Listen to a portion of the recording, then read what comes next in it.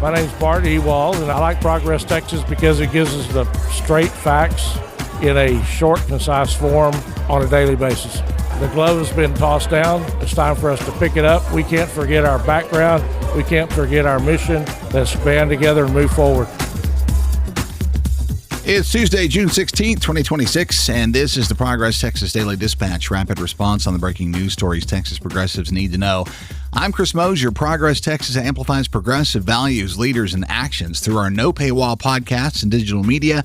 We reach millions of Texans monthly, and that's made possible by folks like you who invest in independent progressive media by Texans for Texans. Thanks huge to Brian Mars, Natalie King, and Krista Varney for their ongoing sustaining support. We appreciate it very much. There's been a disturbance in the force when it comes to the bigotry of the Texas Republican machine, in which there used to be at least some degree of limp effort to conceal the racism, xenophobia, and prosperity gospel dogma that permeates that party to its core. Those days appear to be over, by reports coming from last weekend's Texas Republican Party convention in Houston that a group of Muslim Texans who tried to take part were openly, from stages through microphones and PA systems, told specifically, personally, that their presence at that event was unwelcome. Renzo Downey at the Texas Tribune, in a remarkable report, says that despite calls for unity plastered everywhere, almost to a degree of desperation, Muslim attendees and delegates who arrived to participate in the convention as supporters of the Republican mission and ideology were met with hostility and explicit demands to either leave the party, if not the country, or convert to Christianity. A variety of convention event coordinators and party leaders aggressively attempted to remove registered Muslim delegates.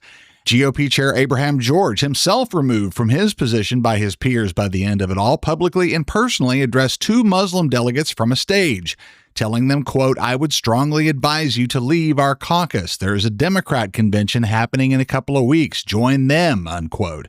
Dr. Rick Scarborough, a former Southern Baptist pastor and president of Recover America, a political organization focused on mobilizing pastors and churches to get engaged in right-wing activism, told an audience, quote, "You're going to find Muslims that aren't being antagonistic or mean, at least not publicly, but I'll guarantee if they get power, they'll cut your head off as believers of Christ," unquote. State Senator Bob Hall of Edgewood in the same panel asserted that Muslims are, quote, "required by Sharia to lie, stay below the radar of being aggressive," unquote. State Rep Brent Money of Greenville, founder of the Sharia-Free Texas Caucus, called for religious tests for elected officials with the goal of eliminating all but those of Christian faith. Money said, quote, "We've proven over 250 years that we're best ruled when we're ruled by Christian men," unquote. All pretty clearly laid out there. And as we've talked about, the Texas Republican Party and their bubble of 30 years of uninterrupted and unearned power have completely lost touch with reality. All of this presents a huge midterm opportunity for the Democrats.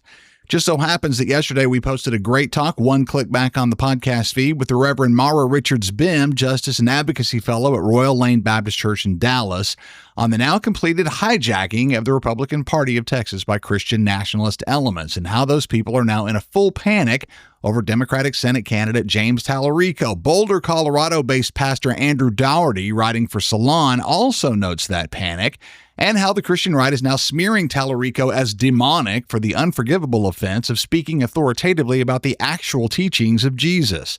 Dougherty says that for decades, extremist politicians have been weaponizing a distorted version of faith to protect their own power. In order to do that, they've reduced the gospel to a handful of divisive wedge issues and dispensed with the actual lessons Jesus was trying to teach. When Tallarico points out the actual simple and direct text of Matthew 25, for example, which commands us to feed the hungry and welcome the stranger, he threatens the entire political identity that the right wing has built for themselves and their followers over half a century. And in their panic, they're playing the only cards they have left: more performative culture wars and grade school name-calling, all attempts to distract from their own moral bankruptcy. The continued MAGA assault on anything resembling integrity at Texas's institutions of higher learning has continued apace this week. And no, I'm not talking about Brendan Sorsby at Texas Tech. What a train wreck that was. This is more serious, you ask me. Jessica Priest and Aiden Runnels of the Texas Tribune covered the firing of KUT Austin General Manager Debbie Hyatt, announced yesterday by the administration of the University of Texas at Austin, a few weeks after she publicly challenged the university's excuse for forcing the public radio station's inaugural festival to be moved off campus at the last minute.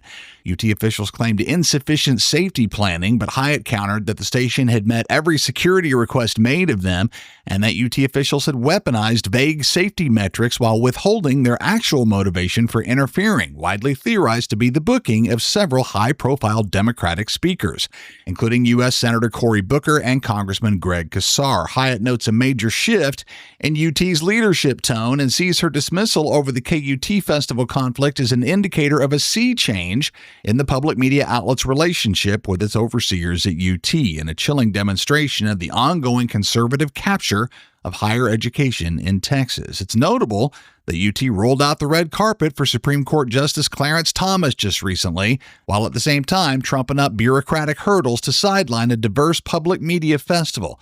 Campus safety has become a thinly veiled euphemism for political censorship at the University of Texas. Shifting to the ongoing and parallel MAGA assault on our K-12 schools, April Towery at the Houston Press says the Texas State Board of Education is set to take a final vote on a mandatory reading list that would force third graders to learn biblical stories like Jonah and the whale. If approved, this 10-year curriculum shift will mark the first statewide mandated reading index in Texas history and represents a calculated escalation of Christian nationalism designed to state-sanction a single religious viewpoint while entirely erasing historical figures from other faiths, coming down to an organized Christian push to claim the right to define American identity. We direct you once again to the clearly defined path to resistance in this case. Just last November, progressive parents in Cypress Fairbanks ISD successfully organized to oust a conservative book-banning majority, putting in place the progressive slate of Leslie Gilmart, Cleveland Lane Jr., and Kendrick Camarena to correct that balance and begin undoing the damage that the prior 6-1 MAGA majority had done. This has to happen all over the state, over and over again. I refer you back to the podcast recording we did a few weeks ago in Cypress with those 3 new school board members. That talk is linked in our show notes this morning.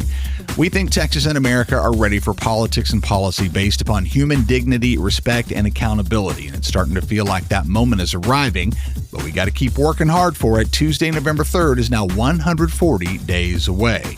We're excited to see everybody in Dallas tonight for our 16th anniversary celebration. There are still tickets available, and the link is still up in the show notes. We'd love to see you tonight at the People's Last Stand in Dallas. Thanks so much to our great friends and sponsors, Pamela Pearson and Tom Hogan, Eric Johnson and Dr. Mark Parker, Howard Cleon, the Honorable Yasmin Simon, Charles Zeller, the Democratic candidates of the 15th Court of Appeals, Alex Andrade, Will Judy, the Honorable Julie Johnson, the Honorable Dick Levine, Nancy Sanders, Carol Taylor, Marjorie Loeb, Mark Melton, Sarah Peretta and Jason Smith, Sally Warren, Jerry Yoss, and the rest of our party sponsors. We appreciate all of you very much and look forward to seeing you in Dallas tonight. Our live events are a huge way that we keep doing what we do here at Progress Texas. By supporting and attending, you're helping us continue our important work during this crucial election year. Learn how to support and join us live at ProgressTexas.org. While you're there, hit the web store for the merch to match your progressive values. Our newly released Humans Against Abbott gear, Y'all Means All swag for Pride Month, and our very popular Resist shirts, stickers, and buttons. Hit the web store at ProgressTexas.org to support your favorite podcast network today. That's the Progress Texas Daily Dispatch for this Tuesday, June 16th, 2026. Links to all these original stories can be found in our show notes. When lies in Texas are well funded by the far right, your support for fact-based reporting is needed and appreciated. I'm Chris Mosier. Thanks so much for listening. Have a terrific day. See you in Dallas tonight, and we'll see you again here tomorrow morning.